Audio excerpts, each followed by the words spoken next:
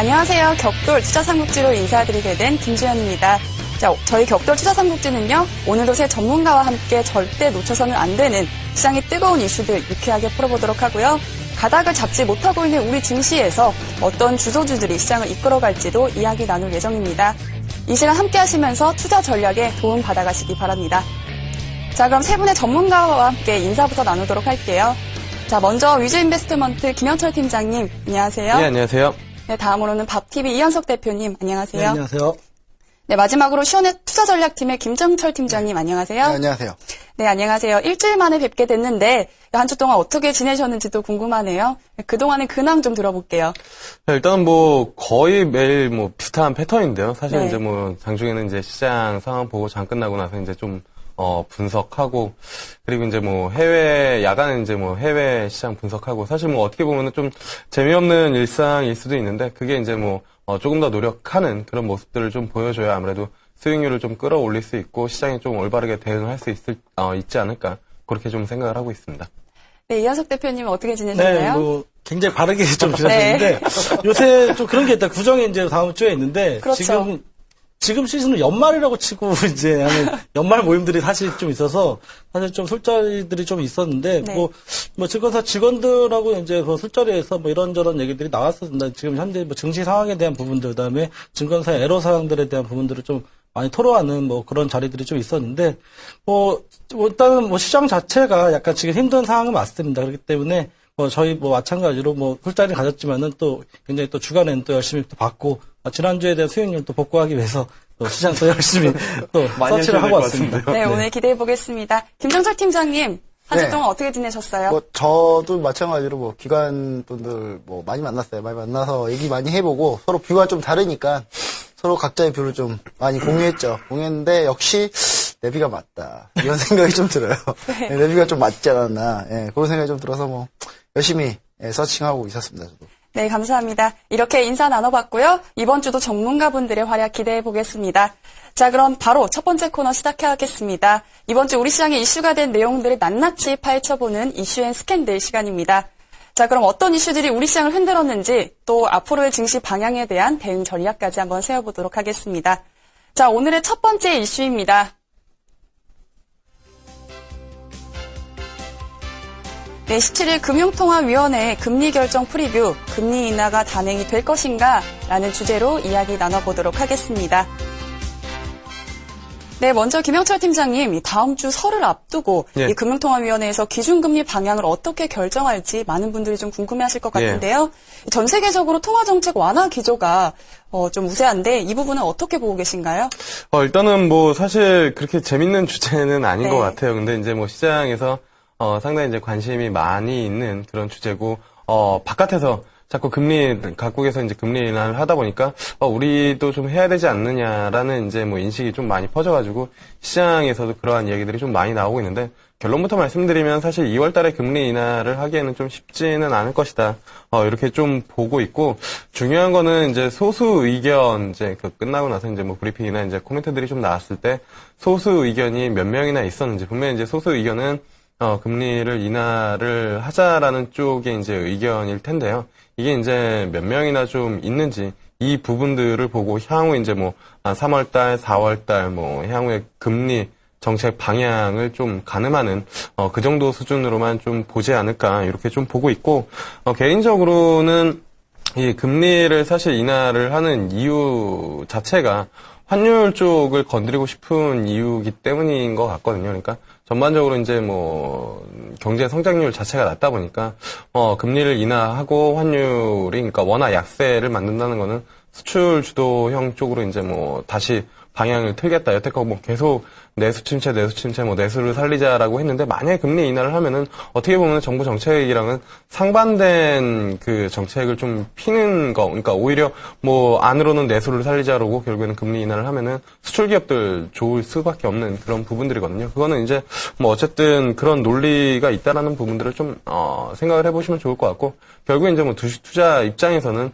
과연 금리를 내리면 어떤 업종에서 어떻게 대응을 하느냐, 이게 이제 가장 중요할 텐데, 개인적으로는 오늘 환율이 좀 많이 많이 올랐죠. 어제 오늘 좀 환율의 움직임이 좀 있었는데 사실 어제 이제 뭐 역외 환율도 좀 많이 움직여가지고 오늘 환율이 좀 움직이겠구나. 뭐 1,110원, 70전으로 이제 마감을 한 것 같은데 1,100원 기준으로 대응을 하시면 좋을 것 같습니다. 그러니까 1,100원 위쪽으로 올라가면은 사실 수출 기업에 대한 포지션을 늘리는 게 아니라 내수주, 음식료 업종에 대한 포지션을 늘리고 오히려 1,100원 아래로 내려오면은 수출 기업에 대한 포지션.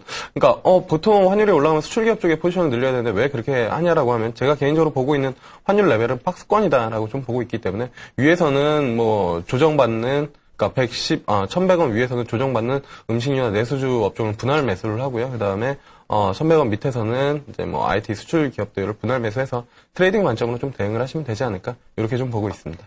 네, 2월 금리 인하 가능성은 낮다라고 말씀을 해주셨고요. 환율 1,100원 기준으로 박스권에서의 대응 전략까지 함께 세워주셨습니다. 자, 이번에는 이현석 대표님의 의견 어떤지 궁금하네요. 네, 뭐 김현철 팀장하고 같은 의견인데 네. 2월 달에 금리 인하 가능성은 결론부터 말씀드리면 좀 낮은 편이다라고 저도 이제 생각을 하고 있는데 지금 자체가 한은에서 지금 좀 고민이 많은 시기고 정부 쪽에서도 지금 좀 고민이 좀 많은 상태입니다. 정부에서는 지금 내수 경기를 활성화한다. 대외적으로 이렇게 지금 하고 있지만은 금리 인하에 대한 암 프레셔를 하는 쪽에다 넣고 있는 것이 사실이고, 한은이 지금 시기적으로 금리 인하를 언제 시행할 것인가에 대한 논의를 하고 있는데, 사실 지금 금리 인하가 지금 가능성은 낮지만 결국에는 좀 진행이 될 거라고 보는 몇 가지 가능성들이 있는데, 네. 지금 글로벌 환율 전쟁이 좀 시작이 됐습니다. 그리고 디플레이션으로 인한 금리 인하 가능성이 좀 필요성, 그 다음에 중국이 춘절을 앞두고 지준율 인하를 하면서 다시 한번 기준금리 인하에 대한 가능성까지 제시를 하면서 지금 아시아 이머징 시장 쪽에서의 어떤 금리 인하들이 지금 지속적으로 이루어지고 있는 상황 속에서 과연 우리나라는 어떻게 지금 대응을 할 것이냐, 이 문제들이 좀 두각이 되고 있는데, 네. 지금 금리 인하를 한다고 하면 사실 주식 시장에는 사실 호재성으로 작용하는 것이 많습니다. 시중에 돈이 좀 풀리기 때문에 유동성들이 이제 은행에서 이제 주식 시장 쪽으로 이제 위험 자산 쪽으로 좀 이동이 될 것이다라는 기대감으로 증권주들이 사실 한번 좀 랠리를 좀 펼쳤었고 다시 한번 좀 조정을 받았었는데, 결과적으로 봤을 때는 지금 코스피 같은 경우 지난 저희가 말씀드렸다시피 지금 1950선에 대한 박스에서 지금 돌파하고 있지 못하는 상황이고, 지금 앞에서 말씀을 드렸지만은 금리 인하를 했을 때 결국에 수혜를 받는 경우는 사실 원화 가치가 떨어지기 때문에 수출주들에 대한 강세가 좀 일어나고 있는데, 그동안에 많은 금리 인하나 이런 걸 통해서 수출주들에 대한 어떤 정부 쪽에서의 어떤 지원이 있었습니다. 그럼에도 불구하고 경기가 좀 살아나지 못했기 때문에 그 시기를 좀 조율하는 시기가 지금 한 2분기 정도는 가야 금리 인하에 대한 어떤 가시적인 내용들이 좀 나오지 않을까, 이렇게 생각을 합니다. 네, 대표님 역시 금리 인하 가능성이 낮다라고 말씀을 해주셨습니다. 자, 그럼 김정철 팀장님은 금통위의 결정 어떻게 보고 계신가요? 예, 디플레이션 우려가 있고 또 환율 전쟁으로 금리 인하 기대감이 사실 존재하는 건 사실입니다. 사실인데, 인하 시에 이제 가계부채 증가 때문에 사실 쉽사리 금리 인하를 하게 되면은 가계부채 또 대출 더 받을 거기 때문에요. 네.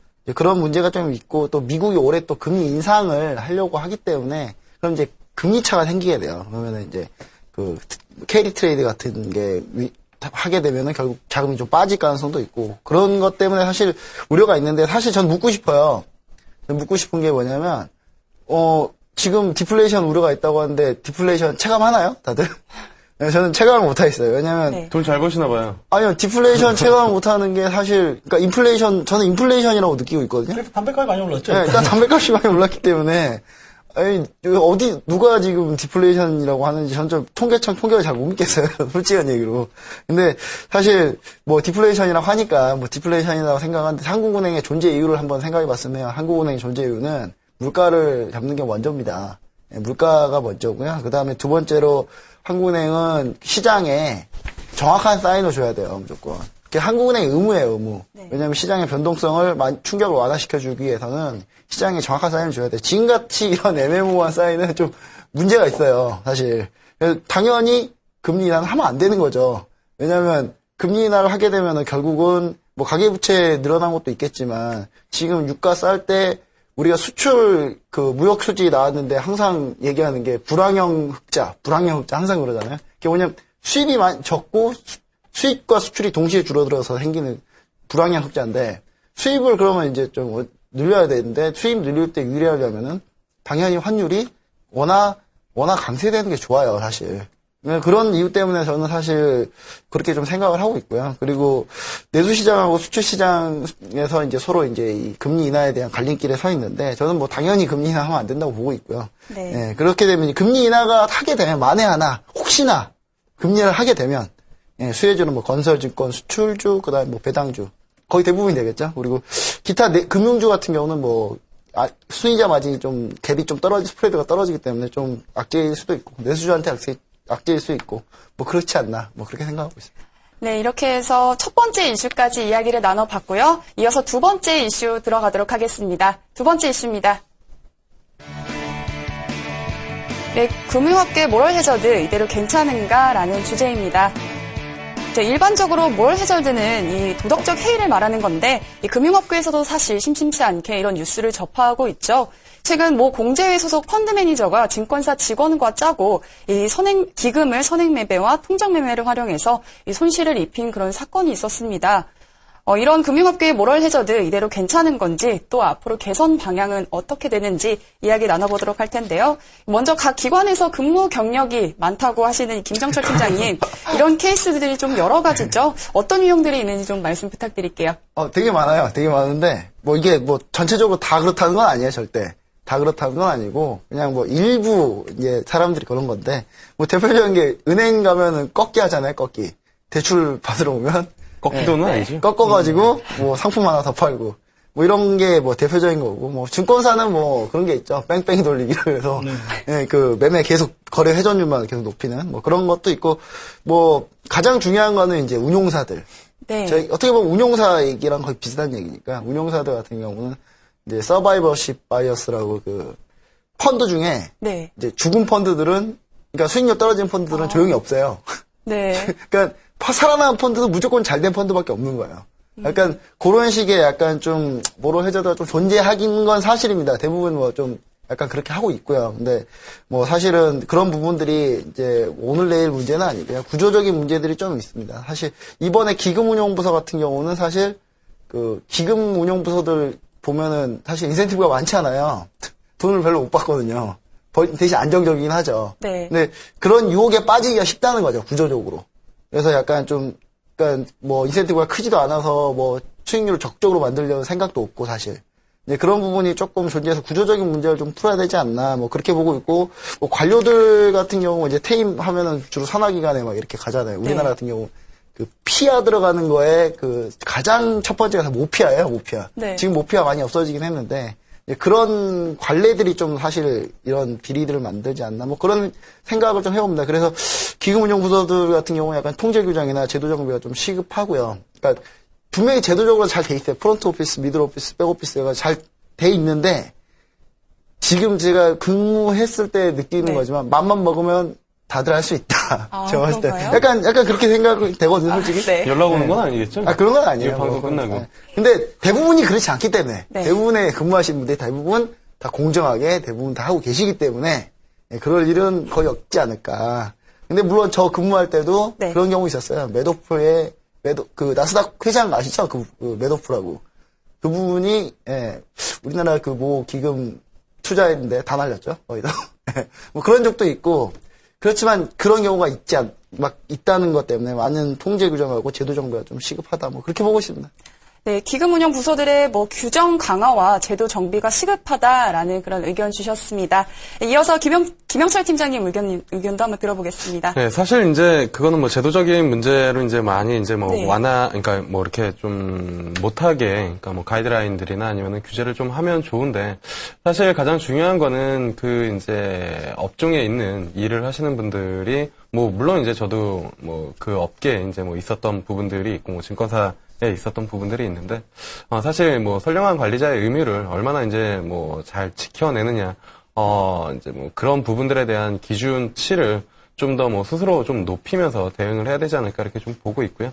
그 다음에 사실 뭐 구조적으로 정보의 비대칭성이 있다 보니까 정보를 가지고 있는 사람 쪽이 파워가 좀 더 강한 그런 흐름들을 보여줄 수밖에 없고, 그러다 보니까 이제 자연스럽게 갑과 을의 관계가 이제 형성이 될 수밖에 없고, 을은 이제 정보를 얻기 위해, 그리고 이제 뭐 정보를 가지고 있는 사람은 그걸 가지고 이제 뭐 수익률이나 뭐 사실 이 시장에서는 수익률을 끌어올리고 돈을 많이 버는 게 이제 가장 뭐 주된 목적 중에 하나이기 때문에 그런 부분들이 사실 뭐 구조적으로 생길 수밖에 없는 그런 부분이다, 이렇게 좀 볼 수가 있겠고, 앞서 말씀해 주신 것처럼 제도적인 부분들을 뭐 좀 더 규제를 강화하는 부분들이 원칙적인 부분들이 하나가 될 것 같고, 그리고 이 업계에 있는 사람들이 스스로 이제 좀 이런 자긍심을 가지고 그런 부분들을 좀 잘 지켜나가야 되지 않을까, 이렇게 좀 보고 있습니다. 네, 정보의 비대칭성을 가장 큰 문제로 지적을 해주셨습니다. 네, 마지막으로 이현석 대표님 의견도 한번 들어볼게요. 뭐 주제는 굉장히 센 주제인데 사실 두 분이 굉장히 뭐 유연하게 좀 말씀을 하고 계신데 세게 말씀하시죠. 네, 세게 말하려고. 사실은 이거 사실 어제 오늘 얘기가 아닙니다. 그 금융업계 종사자뿐만 아니라 뭐 다른 분야에서도 마찬가지로 도덕적해야 되는 부분들은 왜 짚고 넘어가야 되는 부분들인데, 이것이 지금에서 부각되는 경우는 사실 아까 말씀해 주셨지만 열심히 한 선량한 관리자도 분명히 많이 있습니다. 하지만 몇몇 잘못된 것들이 부각이 되면 결국에는 신뢰적인 부분들인데, 지금 뭐 개인 고객들이 증권사에 대한 어떤 신뢰라든지 뭐 은행이라든지 어떤 상품에 대한 신뢰들이 굉장히 깨진 상태이기 때문에 특히나 이 펀드 운영에 대한 부분들을 말씀 안 드릴 수가 없는데, 증권사 수익 구조가 브로커리 수익이기 때문에, 즉 매매에서 일어나는 수수료에 대한 수익을 가져가기 때문에 회원들이 어떤 펀드를 모집을 했을 때 거기에서 발생하는 수익과 이런 것들로 인해서 매출을 창출시키고 뭐 그런 거를 운영을 해야 되는데, 결국에는 위에서도 프레셔를 가하는 게 회전율에 대한 부분들을 매니저한테 갑과 을의 그 개념에서 강요를 하기도 하고, 또한 종사자들이 그런 어떤 개인들의 어떤 돈을 가지고 운영함에 있어서 신중한 어떤 조심스럽게 좀 해야 되는 부분들이 있는데, 그런 부분들을 굉장히 강가하고 자기의 어떤 이익만 추구하다 보니까는 이런 모럴 해저 도덕적 해라고 하는데, 사실 법적으로 저희 제재할 수 있는 가능성은 사실 없습니다. 이거는 근본적으로 의식 수준 자체가 좀 바뀌어야 되고, 어떤 선진적인 어떤 금융 시스템과 좀 봤을 때는 사실 좀 괴리가 있기 때문에 지금 악순환입니다. 증권사가 소액원이 악화된 경우가 결국에는 매매 자금 자체가 좀 줄어든 시장 내에서는 사실 이런 악순환의 고리를 끊기가 힘든데, 사실 개인들이 시장에 적극적으로 참여를 한다면은 이런 모럴 해저드 문제도 사실은 해소가 될 수 있는 부분들이고, 시장이 좋아지고 경기가 살아났을 때는 이런 모럴 해저드에 대한 부분들 나오지 않습니다. 매니저들은 충분히 운영 수수료에 대한 부분들의 어떤 피를 가져가고, 회원들은 거기에 따른 수익에 대한 부분을 챙기기 때문에 이런 문제가 없는데, 자꾸 안 좋은 쪽만 부각이 되고 시장도 안 좋다 보니까는 결국에 이런 문제들이 있기 때문에 금융 종사자분들이 좀 더 적극적인 자세로 임하셔야 되고, 사실 그리고 개인 투자자분들도 금융 종사자한테 상품이나 계좌를 맡길 때는 좀 더 신중하거나 신뢰를 가지고 맡기셔야 되는 부분들이 있다, 이렇게 좀 결론 지을 수 있겠습니다. 네, 이렇게 해서 두 가지 들어봤습니다. 지금까지 이슈 앤 스캔들 시간이었습니다.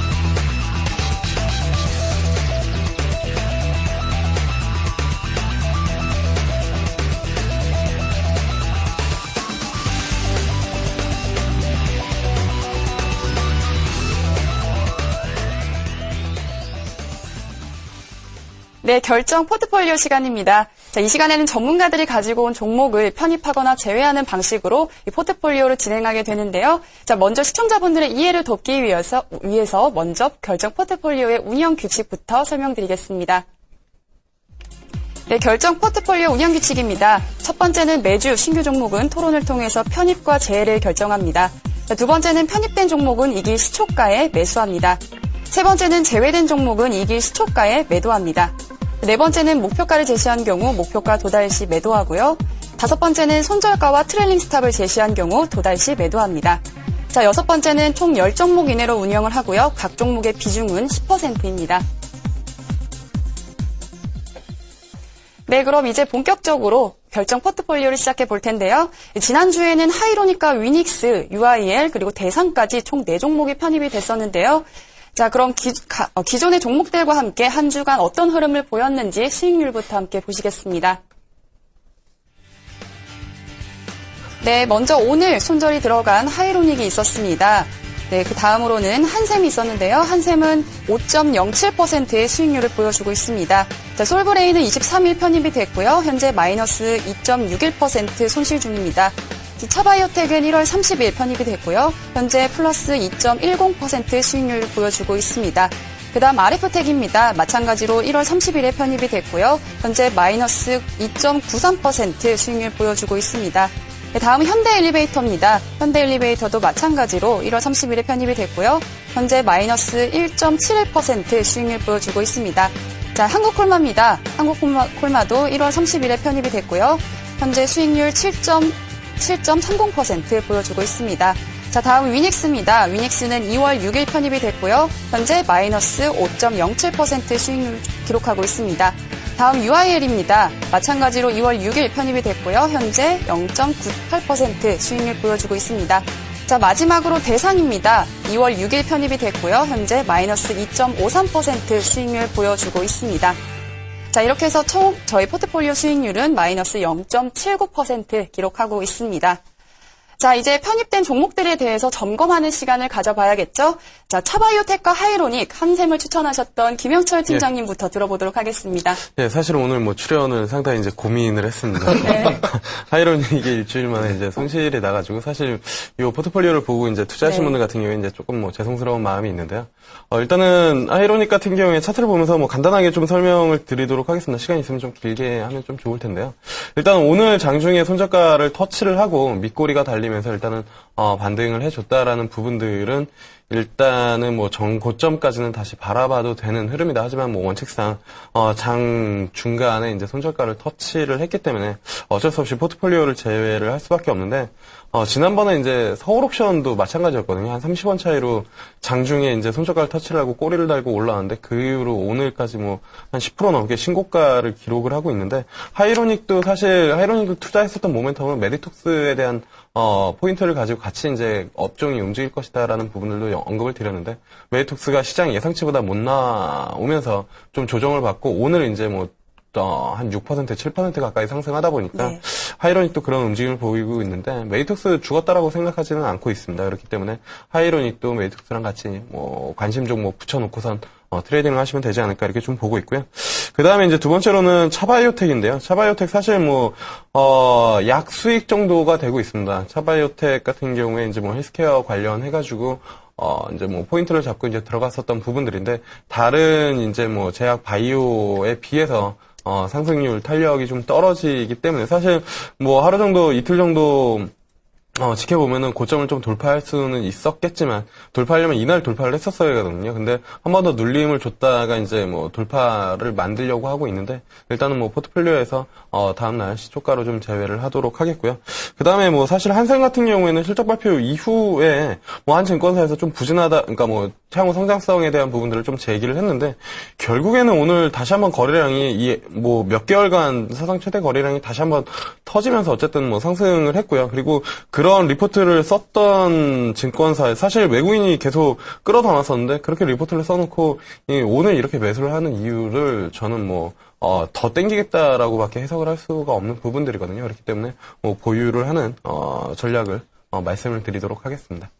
네, 외국인 수급이 안정적인 한샘은 보유하도록 하고요. 나머지 두 종목은 제외시키도록 하겠습니다. 자, 다음은 이현석 대표님의 RF텍과 위닉스 한 주간 흐름이 어땠는지 궁금한데요. 네, 대응 방안도 함께 들어보겠습니다. 네, 뭐 저도 마찬가지로 출연을 꼭 나오고 싶었습니다. 왜냐면 이 두 종목에 대해서 말씀을 드리고 싶어서 오늘 자리를 꼭 나왔는데, 네. 뭐 RF텍 같은 경우에는 사실 지난주에 이제 실적 발표가 있었어요. 2월 5일 실적 발표가 있었는데 네. 좀 부진한 실적이 나왔습니다. 부진한 실적이 나왔음에도 불구하고 수급이 들어오면서 지금 20일 이동평균선을 뭐 지켜주는 모습을 지켜줬고, 오늘 뭐 RF택을 보유하신 분들 같은 경우는 뉴스를 좀 관심 있게 보셨을 텐데, 갤럭시 S의 무선 충전이 탑재가 된다라는 뉴스가 나오면서 사실 장중에 윗꼬리를 달면서 상승분이 있었는데 후반에 좀 조정이 나오면서 좀 많이 밀렸던 모습이 지금 나타나고 있습니다. 하지만은 그래도 지금 21선에 대한 뭐 견조한 흐름들이 있기 때문에 지금 좀 홀딩을 하겠고, 하지만은 좀 부진한 실적 발표라든지 리스크 관리 차원에서는 손절가를 저희가 8,000원 정도 제시해드렸었는데, 네. 8,500원으로 손절가를 올려서 지난주 윗골이 달렸던 자리인데, 그래서 대응을 하는 걸로 하겠습니다. 네. 그리고 두 번째 종목이었죠. 위닉스 종목이었는데, 위닉스 굉장히 뭐 양호했었습니다. 사실 어제까지만 해도 내일 방송에 나가서 역시나 오늘의 위너는 제가 되겠구나. 위닉스가 나를 살리겠구나라고 생각했었는데, 아니나 다를까 오늘장에서 이제 4%대 이제 좀 하락을 좀 보여줬었는데, 위닉스 같은 경우에도 추천드릴 때 마찬가지였습니다. 지금 단기 상승 이후에 물량을 좀 소화하는 횡보 과정 중에 있는데, 단기 상승 후의 횡보를 뭐 박스권에서 지금 하고 있는데 견조합니다. 지금 21선 위에서 지금 뭐 11선 이탈하지 않고 오늘 종가를 좀 마무리해줬는데, 여기에 지금 기간 매수세는 꾸준히 좀 유입이 되고 있기 때문에 위닉스 역시나 뭐 홀딩하면서 저희가 뭐 가져가도록 하겠고, 위닉스 같은 경우에는 뭐 손절가는 변동하지 않고 지난번에 제시드렸던 그대로 뭐 유지하면서 포트에 홀딩 유지시키도록 하겠습니다. 네, RF택은 손절가를 8,500원으로 상향 조정하고요. 이 두 종목 모두 보유하도록 하겠습니다. RF택이 그러면 아니라 크로바이텍을 네. 추천을 하셨으면 조금 출연하기가 그렇죠. 좋았을 텐데. 네, 알고 있는데 크로바이텍은 돌파를 했는데 왜 RF택은 돌파를 못하는 거죠? 무선 충전의 대장이 될 놈이기 때문에 좀 쉬었다 하겠습니다. 그런가요? 예, 알겠습니다. 네, 이어서 김정철 팀장님도 보유하신 종목 점검 부탁드릴게요. 네, 또 특별히 이렇게 크게 변동은 없는데요. 네, 종목이 좀 많아요. 제 종목이. 많아서. 간단하게 부탁드립니다. 간단하게 솔브레인 흐름은 사실 나쁘진 않아요. 계속 수급 좋은데, 좀 문제가 좀 위로 올라가지 않는다는 게 좀 문제인데, 지금 그것 때문에 좀 손절가를 좀 올려서 진행해보면 어떠나 좀 그런 생각 좀 해보고요. 그래서 35,000원으로 좀 손절가 상향해봤고요. 그 다음에 현대엘리베이터는, 예, 좋습니다. 딱 이대로 가면 됩니다. 현대엘리베이터는, 저 때문에. 지금 이대로 가면 되는 예, 거 맞나요? 이대로 현대엘리베이터는 지금 이제 다시 돌아 나오고 있기 때문에요. 기간 수급 견조하고요. 예, 현대엘리베이터는 지금 사상 실적대로 가는 거기 때문에, 예, 제 생각과 비슷하게 가고 있다. 뭐 이렇게 볼 수 있습니다. 그리고 한국콜마는, 예, 좀 더 갔어야 돼요, 사실. 좀 더 갔어야 되는데, 한국콜마가 조금 좀 부진합니다. 지금 물론 7% 정도 수익 중이긴 하지만, 예, 조금 더 올라가야 되는데, 제가 봤을 때는 지금 다시 조정을 어느 정도 좀 기간 조정을 좀 받고 있는 상태고, 바로 올라갈 준비를 하고 있는 화장품주 더 보입니다. 간다라고 생각을 하시나요? 예, 더 갑니다. 한국콜마는 갑니다. 예, 많이 안 갔기 때문에. 예. 네. 예, 알겠습니다. 그리고 그런 정보적 영역의 돌파가 중요한 거죠. 네. 그렇죠? 예, 그리고 UIL이 있는데 UIL은 딱 오늘 정도에 나와준 모습을 보였는데요. UIL도 사실 지금 외국인 수급이 다시 붙었다는 점, 그런 점이 조금 긍정적으로 보이고요. UIL 같은 경우도 조금 더 좀 홀딩하는 걸로 하겠습니다. 그리고 대상은 사실 좀 제가 좀 옆에 이현석 대표님하고 좀 연합해서 들어갔는데. 네, 지난주에 그러셨죠? 지지부진해요, 좀. 저는 분명히 아니라고 얘기를 했죠, 지난주에. 좀 지지부진해요, 지지부진해서. 지분 7대3입니다. 네. 그렇죠. 그래서 기간 조정 염려를 좀 하고 있습니다. 좀 다시 약간 하락 추세 보이고 있기 때문에. 그래서 포트를 교체하는 게 좋을 것 같아서. 저 개인적으로 질문 좀 해봐도 될까요? 네. 아니, 이거 한 2주 전에는 대상에 대해서 안 좋다라고 얘기를 했다가. 네. 지난주에 대상을 좋다고 대상이 약간 했다가. 그런 거예요. 좀 사람을 좀 왔다 갔다 하게 만드는. 들었다 놨다. 들었다 놨다 하는. 그러니까 그런 종목이기 때문에. 알겠습니다. 네, 좀 그것 때문에 그렇고, 사실 지금 UIL 같은 경우도 솔브레인이랑 좀 부품주가 겹친다, 이런 얘기들이 있더라고요. 그래서 솔브레인을 사실 상향을 했지만, 그래도 솔브레인을 좀 빼보는 게, 그래야지 또 다른 분들 종목들이 또 올라올 수 있으니까. 제 종목만 너무 많아서. 네. 근데 딱히 너무 여기 힘들어요. 수익률이 좋지는 않은 것 같은데요. 종목만 많지. 솔브레인이랑 대상을 좀 내일 시초가에 매도하는 그런 식으로 좀 했으면 좋겠고요. 그 다음에 한국콜마는 손절가가 아니죠. 이제 수익권으로, 안정적으로, 이제 수익을 확정하는 의미에서 58,000원으로 트레이닝 스탑을 좀 적용하려고 합니다. 네, 이렇게 한국콜마까지 트레일링 스탑 58,000원을 적용하고요. 정리해보면 제외된 종목은 현재 차바이오텍과 대상, 솔브레인까지 이렇게 세 종목이 되겠네요. 네. 자, 이렇게 포트폴리오에 손절된 하이로닉까지 포함을 해서 4개의 빈자리가 생겼습니다. 자, 그럼 새로운 종목들로 이제 편입을 시켜봐야겠죠? 어떤 종목들 소개해 주실지 궁금한데요. 자, 먼저 김영철 팀장님부터 오늘 가지고 오신 종목 소개 부탁드립니다. 네, 오늘 가지고 나온 종목은 일단 내추럴 엔도텍이라는 네. 기업입니다. 사실 내추럴 엔도텍 같은 경우에는 이제 뭐 TV를 많이 보신 분들 같은 경우에는 아시겠지만, 그 백수호 궁을 이제 뭐 만드는 그 이제 특허를 가지고 있는 그런 기업이다라고 좀 보시면 좋을 것 같고요. 홈쇼핑 채널 보시면 아시겠지만, 뭐 백수호 궁 이렇게 이제 뭐 세트로 이제 뭐 많이 판매를 하고 있는, 그런 생산 업체인데요. 일단은 최근 어제랑 그다음에 오늘 셀바이오텍이 이제 신고가를 기록을 했는데, 이제 기본적으로 고령화 사회로 진입을 하면서 이 건강기능 그리고 헬스케어, 건강기능 식품에 대한 관심이 상당히 이제 높아지고 있는 부분들이 있기 때문에, 이 내추럴 엔도텍 같은 경우에는 좀 관심을 가져보시면 좋지 않을까 이렇게 좀 보고 있고, 네. 그다음에 차트를 보시면서 사실 보시면은, 직전 고점을 돌파만 하게 되면은 슈팅에 나올 수 있는 구간에 진입을 했습니다. 그리고 사실 지금 시장의 주인은 외국인도 아니고 개인도 아니고 기관, 그 중에서도 이제 연기금이 사실 시장을 받쳐주고 그다음에 종목들을 이제 쏴주는 그런 흐름들을 좀 보여주고 있는데, 이 내추럴 엔도텍 수급을 보시면 정말로 살 수밖에 없는 그런 마음이 드는 종목이다라고 좀 볼 수가 있겠습니다. 보시면은 지금 1월 하순부터 해가지고 연기금이 오늘장에도 상당히 많은 금액의 순매수가 좀 들어오면서 주가를 이제 뭐 꾸준히 매수를 해주고 있는 그런 부분들이 있기 때문에, 시점 고점 한 55,000원만 돌파를 한다라고 하면은 오늘 장중에 나왔던 뭐 셀바이오텍 흐름, 뭐 저는 이제 뭐 셀바이오텍이랑 내추럴 엔도텍을 같이 이제 종목을 붙여놓고 메디토스랑 하이로닉을 붙여놓고 매매를 하듯이 같이 붙여놓고 보고 있는데, 일단 셀바이오텍이 먼저 움직여줬기 때문에 내추럴 엔도텍도 뭐 충분히 움직일 가능성이 있지 않을까 이렇게 좀 보고 있고요. 그 다음에 이제 다른 한 종목은 화성산업이라는 기업입니다. 화성산업 일단은 뭐 시장 이제 뭐 투자하시는 분들 조금은 이제 생소할 수 있는 그런 기업이고, 산업이라는 뭐 단어가 붙여가지고 이제 뭐 제조업 이런 뭐 부분들로 좀 생각을 할 수는 있지만, 지방 특히 이제 대구 지역에 좀 특화된 건설사다라고 좀 보시면 좋을 것 같고요. 사실 뭐 대형 건설사 업황 뭐 간단히 보면 사실 뭐 별로 좋지 않죠. 왜냐면은 국내 이제 건설 경기 침체, 그리고 이제 부동산 자체가 이제 뭐 확 살아나지 못하고 있기 때문에, 거기에 이제 해외 사실 중동 쪽으로 눈을 많이 돌면서 거기서 이제 플랜트를 발주를 했었는데, 원가율에 대한 부분들 때문에 수익성이 나지 않기 때문에 주가가 상당히 이제 부진한데, 그 중에서도 이제 사실 특화된 지방 중소형의 이제 특화된 건설사 같은 경우에 상당히 이제 좋은 흐름들을 좀 보여주고 있거든요. 뭐 시간이 되시면 IS 동서를 한번 보시면은 작년에 이제 뭐 한 2만 원대 미만이었던 주가가 최근에 뭐 6만 원까지 한 3배 이상 상승을 하는 흐름들을 좀 보여줬는데, 사실 화성산업 볼 때 제가 뭐 제2의 이제 뭐 IS 동서라고 이제 생각을 하는 종목이었거든요. 일단은 뭐 차트를 보시면서 좀 설명을 드리면 좀 좋을 것 같은데요. 일단은 뭐 11,000원대부터 견조하게 상승을 해주고 있습니다. 뭐 최근에 고점 부근에서 거래량도 증가를 해주고 있는 부분들이고, 자체 사업 개발이랑 그다음에 티커머스도 같이 하고 있기 때문에 충분히 관심 가져보시면 좋지 않을까 이렇게 좀 보고 있습니다. 네, 신규 종목으로 내추럴 엔도텍과 화성산업을 말씀해 주셨는데, 그럼 어떤 종목을 포트폴리오에 편입을 시킬지 저희 전문가분들과 토론 진행해 보도록 할게요. 자, 먼저 이현석 대표님, 이 종목들에 대한 의견 어떠신가요?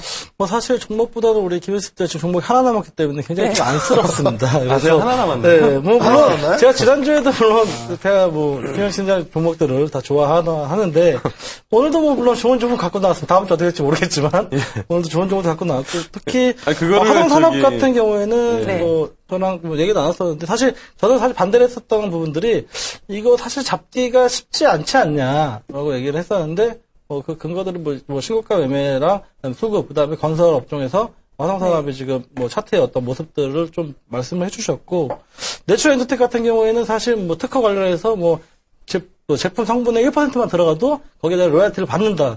오기 전에 좀 입방을 좀 까놨으면 내 종목 좀 올려달라는 입방을 네. 좀 까셨기 때문에. 아니, 저는 뭐, 그렇게, 그런 의도로 얘기를 한 건 아니고요. 그렇죠. 그냥 기업이 좋아가지고. 그렇죠. 예. 기업이 좋죠. 기업도 좋고 사람도 예. 좋죠. 우리 진짜. 네. 그리고 뭐, 네. 종목이 하나 남았다 그러는데, 그럴 얘기를 할 입장은 아니신 것 같은데. 저는 그래서 오늘은 네. 김 팀장 종목에 대해서는 이의를 달지 않겠습니다. 네, 그럼 김정철 팀장님 의견도 들어봐야겠죠? 네. 뭐 저는 좀 다 좋은데 좀 길어요 설명이 좀 너무 길어서 좀 예. 졸릴 뻔했어요. 저는 좀 약간 근데 너무 설명이 좀 길어서 뭐 근데 내추럴 엔터텍 솔직히 되게 고평가예요. 되게 고평가인데 사실 그러니까 밸류에이션을 좀 이제 포캐스트로 그러니까 포워드로 해봤을 때 네. 좀 실적 같은 경우가 급증할 가능성이 좀 있거든요, 사실은. 그래서 그렇게 따지면 밸류에이션 아주 높은 건 또 아니고 또 제약 바이오는 이 정도 밸류에이션은 꿈은 먹어줘야 되는 그렇죠. 네, 그런 거기 때문에 내추럴 엔터텍 네. 저는 사업 테마가 되게 좋다고 생각해요, 이거는. 그 좋다고 밸류에이션에 생각해요. 대한 이야기를 간단히 해보면요. 네. 사실 4분기 실적 같은 경우에 매출액은 증가했는데 영업이익이 부진을 해가지고 밸류에이션이 좀 높은 거거든요. 근데 중요한 건 뭐냐면은 지금 그 시장 참여하시는 분들이 밸류에이션 특히 밸류에이션 가지고 투자하시는 분들 같은 경우는 이 장의 수익 많이 못 내셨을 겁니다. 왜냐면은 기본적으로 과거의 밸류에이션을 가지고 때려버리면은 고평가 아니, 과거에 때린 거 아니에요. 지금 아니, 그러니까 이 더블, 과거가 아니라 더블로 때린 거예요. 지금 아니, 이거 나온 거에 더블 때려도 고평가예요. 아니 그게 아니라 이제 업종 이 종목에 대한 그 밸류에이션 자체가 아니라 작년에 한 해 성장주들 화장품주들 밸류에이션 때리고선 그래도 고평가된다 그러는데 다시 신고가거든요. 뭐냐면은 기본적으로 영업이익 개념이 아니라 지금은 시장 MS가 성장하는 매출이 커지는 기업 쪽에 포커스가 들어가 있다는 부분들을 다 좀 그렇게 생각해야 돼요. 밸류에이션 해요. 그러니까 MS 커지는 것까지 감안해서 밸류에이션 해요. 그냥 하는 건 아니고요. MS 커지면 얼마 정도 성장세가 어느 정도까지 있고 그것까지 포함해가지고 밸류에이션 때리는 게 밸류에이션이에요. 예전 가지고 밸류에이션 하는 건 밸류에이션이 아니에요. 그거는. 근데 제가 알기로는 요즘에 밸류에이션 그렇게 한 사람들이 그 성장주에 대해서 투자를 못했기 때문에 작년, 올해 코스닥 시장이나 아니면은 이 거래소 시장에서도 수익을 많이 못 낸 걸로 알고 있거든요. 아니, 근데 화장품하고는요, 화장품 밸류에이션은 한 25배, 30배까지 들어와도 괜찮아요. 근데 이건 지금 50배가 넘어요. 그냥 더블 쳐도 50배를 넘거든요. 근데 그래도 저는 실적이 더블 칠 수 있다라고 보기 때문에 괜찮다고 보는 거고요. 그러니까 괜찮다고 보는 거예요. 괜찮다고 보는 거고. 예, 저도 괜찮은데 저는 이제 밸류에이션을 잘 이렇게 이상하게 오해하고 계시니까. 저는 이제 밸류에이션을 이상하게 오해한 게 아니라 잘 모르시고 하는 얘기예요, 밸류에이션에서. 그게 아니라 이제 투자하시는 분들한테 이제 그런 투자하시는 밸류에이션 분들도 밸류에이션을 잘 모르고 하시는 분이 대부분이라. 네, 그러면 내추럴 엔도텍과 화성산업 모두 괜찮다고 저 보고 계시나요? 화성산업은 제가 좋아해요. 서한도 좋아했기 때문에 서한이라는 종목을 상당히 좀 괜찮게 봤기 때문에 또 같은 대구 경북 지역이거든요. 그래서 화성산업도 괜찮다. 네, 그러면 내추럴 엔도텍과 화성산업 포트폴리오에 편입시키도록 하겠습니다.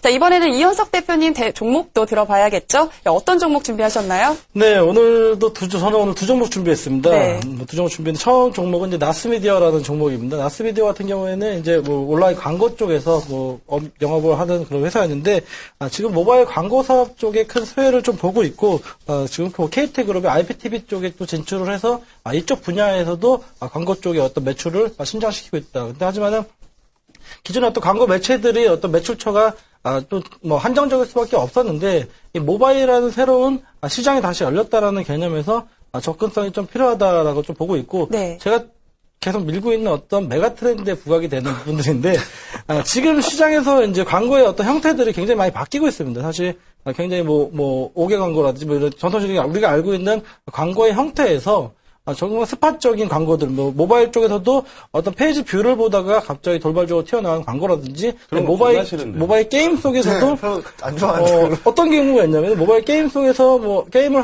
진행하다가 네. 아이템을 얻기 위하면은 그 광고 동영상을 봐야 볼 수밖에 된다든지, 없게 이런, 만드는 거군요. 기발한 좀 아이디어들이 나오고 있고, 또, 나스미디어가 이 모바일 광고 쪽 시장에서 네. 마켓시어를 좀 점진적으로 늘리고 있습니다.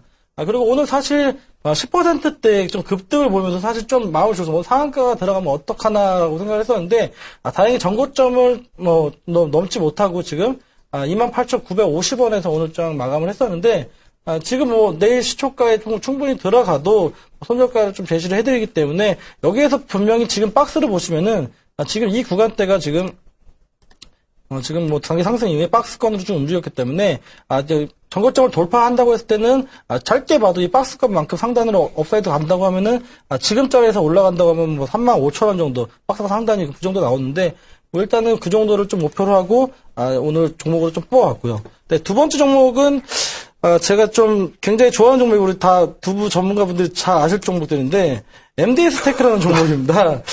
이 종목 같은 경우가 이제 제가 생각하는 진정한 메가트렌드인데 이 메가트렌드의 시간이 조금 오래 걸렸습니다. 지금도 앞으로 더 걸릴 가능성은 있는데 MD스테크 같은 경우에는 어떤 사업을 인베디드 시스템이라는 사업을 영위하고 있는 회사고 여기에는 현대 오토론이라든지 이런 쪽에 시스템 쪽 프로세스를 납품을 하고 있고 그다음에 스마트카 시장이 개화가 됐을 때는 MD스테크만이 갖고 있는 어떤 사업 부분이 있기 때문에 네. 부분이 부각이 될 것이다 이렇게 말씀을 드리는데 사실 MD스테크가 자동차 부품주로 사실 좀 분류가 되면서 좀 시장에서 좀 분화되고 있는 전통적으로 지금 박스권으로 지금 지리하게 한 1년 정도를 좀 흐르고 있는데 네 사실은 여기에서는 자동차뿐만 아니라 MD스테크가 비행기 어떤 무선 조종에 대한 기술력도 확보하고 있기 때문에 이렇게 좋은 기술력을 갖고 있는 회사는 우리가 꾸준히 관심을 가져야 되고 여기서 산업의 트렌드가 바뀌는 과정에서는 다시 한번 업사이드가 레벨업이 될 수 있는 가능성이 높다 이렇게 해서 오늘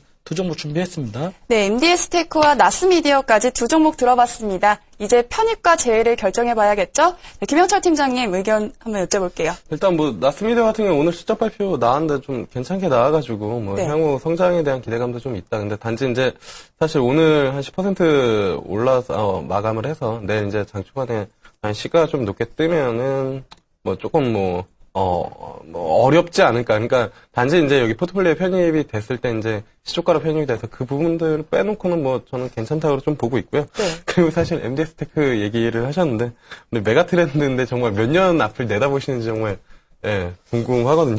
네. 무선 충전도 저한테 한 3년 전에 얘기를 하셨는데, MD스테크도 한 3년 뒤에 되는 지금 무슨 3년 전에 얘기를 드렸고, 네, 이제 이 코너 3년 정도 만에 가는 건가요? 이제 예. 탑재가 된다는 뉴스가 오늘 나왔습니다. 그렇죠? 네. 그리고 기본 사양이에요. MD스테크 같은 경우에는 사실 스마트카 시장 쪽이 좀 개화가 돼야 사실은 성장성이 좀 가는 종목인데, 사실은 여기 이 회사가 얼마나 높은 기술력을 갖고 있는지 사실은 우리가 스마트폰도 마찬가지지만 하는 시기에 발표가 되고 벌써 스마트폰의 하이엔드 시장까지 오는데 6년밖에 안 걸렸습니다. 사실 스마트카 시장도 사실 우리가 모르고 있지만 저는 관심 있게 보고 있기 때문에 지금 세계 시장 속에서는 벌써 스마트카 전쟁입니다. 글로벌 자동차 기업들과 현대차, 기아차도 마찬가지지만은 지금 완성차를 가지고는 향후에 어떤 10년을 내다봤을 때 경쟁력이 없기 때문에 네. 지금 지금 꾸준히 준비를 해왔고 현대 오토론이 어떤 회사냐면 사실은 정몽구 회장의 아들이죠. 정의선 부회장이 가장 아끼는 그런 회사가 바로 현대 오토론입니다. 그 현대 오토론에서 차량용 인베이드 시스템을 개발을 하고 있는 회사인데 그 회사가 MD스테크의 시스템을 사용하고 있다. 이런 점을 보시면은 좀 참고가 될 것 같습니다. 네, 어떤 종목으로 편입을 시키는 게 좋을까요? 저는 네. 이거 둘 다 들어오면은 제 종목이 하나도 못 들어갈 거기 때문에 둘 다 떠들고 있거든요. 근데 한 종목만 골랐습니다. 네, 근데 한 종목을 좀 굳이 좀 보자면 제가 MD스테크는 메가트렌드잖아요. 박스권 돌파하면 그때 늦지 않다. 저도 그러면 네. 나스미디어 정도는 MD스테크가 박스권 박스 MD스테크라고 이게 박스 MD스테크라고 박스권 한번 들어가면은 나올 줄 몰라요. 박스 좋아하시는 분들이 있습니다. 또 박스권 근데 좋아하시는 분들이 있어서 이건 돌파하면 그때부터도 좀 늦진 않다. 약간 그리고 나스미디어는 좀 급등한 게 조금 걸리긴 하는데 전 보고 싶어요. 나스미디어 모바일 광고 저 많이 봐요. 저도 모바일 광고 많이 보니까 저는 모바일 광고가 조금 더 메가트렌드에서 조금 더 가까이 와 있지 않나. 네.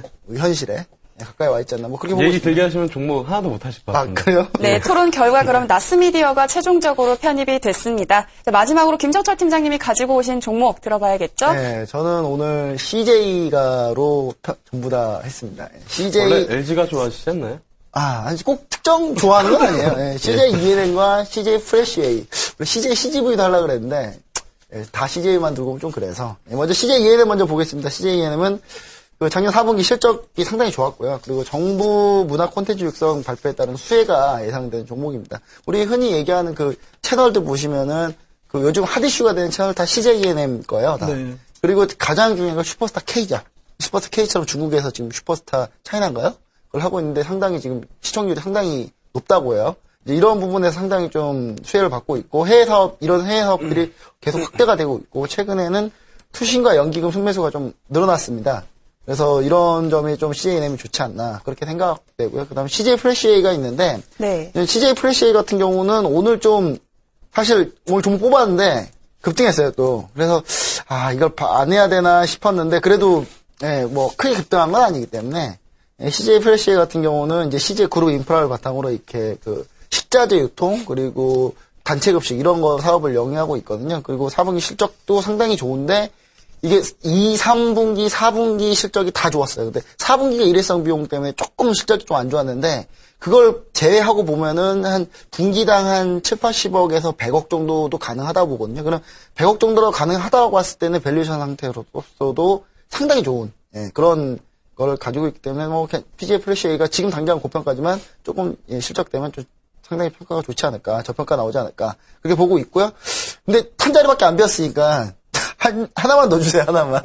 둘 중에 하나 평가해서 하나만 넣었으면. 일단 뭐 CJ 그룹주들 중에서 뭐 좋은 종목으로 뽑아오셨습니다. 사실은 CJ ENM도 마찬가지고 뭐 네. 게임 사업 빠졌지만 그래도 아까 말씀하신 것처럼 슈퍼스타 K라든지 그다음에 TVN이 요새 특히나 괜찮죠. 뭐 그다음에 뭐 이렇게 컨텐츠가 있기 때문에 괜찮다라고 보고 있고 근데 뭐 저는 일단 두 종목을 좀 봤을 때는 사실 CJ 프레시웨이 쪽에 좀 기우는 게 일단 저희 지존 포트 쪽에 대상이 음식료 업체에서 좀 빠졌고 나스미디어가 또 그 광고 쪽 엔터 뭐 매체 쪽에 좀 겹치기 때문에 그렇게 되면은 언젠가 둘 중에 하나는 뭔가 나가야 되는 분위기가 있어서 또 CJ 프레시웨이 같은 경우는 이제 B2B 쪽이니까 B2B 쪽이 좀 저는 더 발전 가능성이 높다.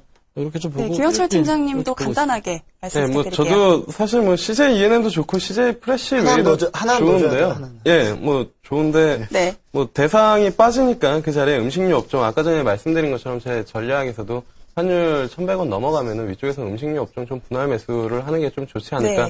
근데 개인적으로는 대상 정도를 오늘 자리에 사실 지난주에 저는 분명히 대상이 아니라고 그랬거든요. 그 자리에서는 쉽게 가기가 쉬운 자리가 아니었는데 뭐 대상 뭐 인정합니다. 대상이 뭐 이번에 좀 괜찮지 않을까 했는데 오늘은 또 CJ 프레시웨이를 대상을 들고 깔끔하게 와가지고 인정하고 프레시웨이로 바꿔왔어요. 다시. 왔다 갔다 하시다가 당하시면은 아니요, 정말, 이번엔 당하지 않습니다. 알겠습니다. 다음 주에 지켜볼게요. 어쨌든 뭐 CJ 프레시웨이가 그나마 대상 빠진 자리에는 뭐 낫지 않을까 보고 있습니다. 네, CJ 프레시웨이에 대해서 더 우호적인 반응을 보여주셨고요. 편입시키도록 하겠습니다. 네, 이렇게 해서 이번 주 편입될 종목들까지 이야기를 나눠봤고요. 최종 포트폴리오 정리해보는 시간 갖도록 하겠습니다.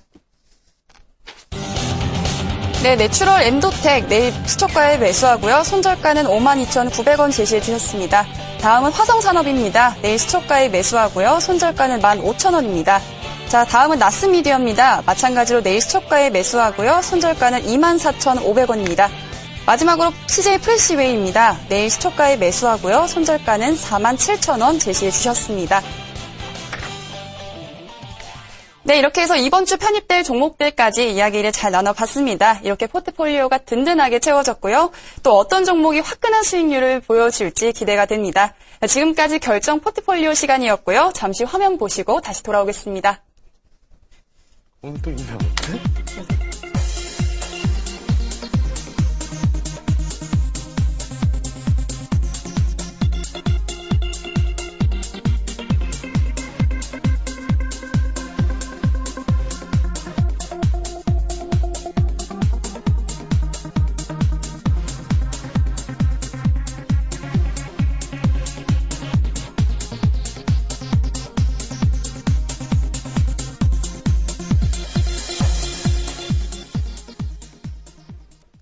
네, 격돌 투자 삼국지 오늘도 유쾌하게 마무리가 됐는데요. 자, 오늘 함께 해주신 전문가님들 수고 많으셨습니다.